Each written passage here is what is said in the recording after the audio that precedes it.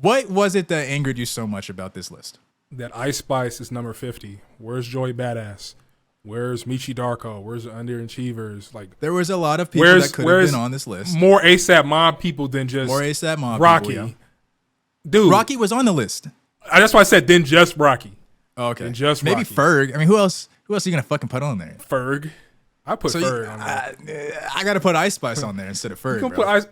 Okay, and this is. And let's break down for She's people popping right now. and for people who may have skimmed the list. The way the criteria that they picked out was that it was skill, lyrical ability, and influence on the culture. But this list was a popular. This list was like, all right, we gotta throw the OGs on there. So of course we got like MF Dooms and like the DMCs, Run DMC, and like yeah. I'm talking like all the OGs. Was Rakim on? Is Rakim? I don't know if Rakim's East. I don't remember seeing Rakim on the list, but I don't know if he was. But yeah, pretty much, Jay-Z, pretty much Biggie, everybody who was like around for like the rap renaissance from the 80s through 90s, yeah, they were on there, right? For good reason. Because they hit all three. But I there think was it was a lot pretty of complete list, yeah. Yeah, it was a complete list, but like there was some like weird ones on there. Like they put Nicki as number 7. You gonna put Nicki as number 7 over MF Doom at 14? Yes. Dude. Give me an argument. Skill, lyrical ability, influence. He's maxed out. If we're going from S rank all the way down to F, he's S on every rank. I don't know, man. I think Nicki is A rank. I think Nicki is A rank in all of them. But she's not S. Excuse you. S is you are foundation. Are you serious? S is your foundation.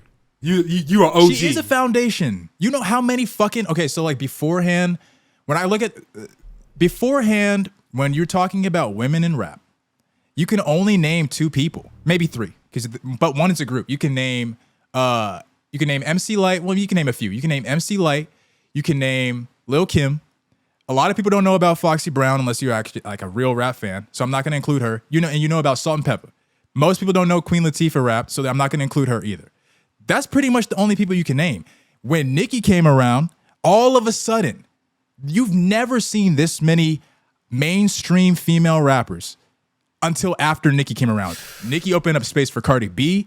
Nicki opened up space for Meg Thee Stallion. And they're all doing exactly what she was doing. Granted, Nicki Minaj took a lot of the same stuff that Lil' Kim was doing, but all I'm saying is that impact, the level of impact, the amount of space, the doors that she opened for women in rap, that's the reason why, honestly, she could probably even be higher on the list. LL Cool J was like top 5. You right. I put Nicki over LL. I gotta admit it. All right, skill, lyrical ability, I give her A. Influence, she's clearly an S.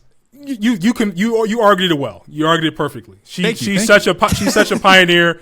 You can't even deny it. There would not be, and she defended her crown kind of viciously after that. But like, because she was like the only one when she was around. Like he was really doing it like her. So of course she wasn't gonna give it up to some new people trying to bite off her a little bit. And to the point about like the list being based off of skill and technique and all of that. If that was really the case, Yasin Bey would have been higher on the list. If that were the case, A$AP Rocky would have been a little bit higher on the list. He was like in the 40s. If that were the case, I can go on and on. There was a lot of the rappers that they put like lower on the list were, I think, a little bit more technically improved, and I don't remember that many, but a little bit more technically prowessed than a lot of the people that were on the top. So what I'm saying is that these lists, when we see these lists, even if you can go as far as to say like the award shows and stuff like Grammy nominations and stuff like that, that's not based off technical ability or performance. I think it's like 60% influence and impact, popularity, if you want to bundle that in there, and 40% goes to like, and maybe even less, 40%, 30% goes towards the technical ability and like the actual ability of rap. I think it's 20%. Yeah, it could probably even be lower than that. I'm telling you, people win and they cannot rap for their ass. But I guess they were S in terms of how popular they are for that year. I think that when people make these lists, they have to say that because they know in the rap community, all these fucking backpackers and whatever, all these people, these purists, we call them rap purists the last time. People didn't like that word either. They include that they're saying that it's all technical ability, based off technical ability, because they know people are going to get in their ass if they don't say that. Because rap, for some reason, is held to this standard where it's like, I feel like it's the only genre of music too that does that. If you're not like actually talented, if you're not actually gifted, Right. then you don't belong in the conversation or whatever. You never hear that about like pop music. You know, how many here, fucking yeah. musicians these days, quote unquote musicians, can't even play a goddamn instrument. But the difference Can't between even rap is sing a people lick? used to compete. It'd be different if it was like people are having pop offs, or it's like I'm gonna hit these 3 chords in a certain rhythm, and then we're gonna have you do it, and then we're gonna decide a winner. Nobody does that, but rap has a whole battle rap history that was a part of the foundation and building of it, where it's like we basically roasting each other in rhyme, and then people are like, oh shit, you can put a beat over this. So the history comes from battle, from lyrical battle.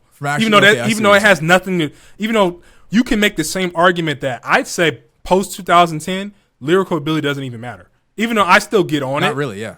Post 2010, it's no different than pop. Well, actually, I don't know if that's true. I think that it's easy. I don't think it matters in terms of making a hit, but it matters because people still have the conversation. For example, we just saw the Travis Scott album came out. What was like the main thing that they were saying that it sounded too much like Kanye, but what was also like one of the main reasons why people said they didn't really like the album? Because he wasn't saying nothing. It wasn't saying he was nothing. talking bullshit, it was the but lyrical ability.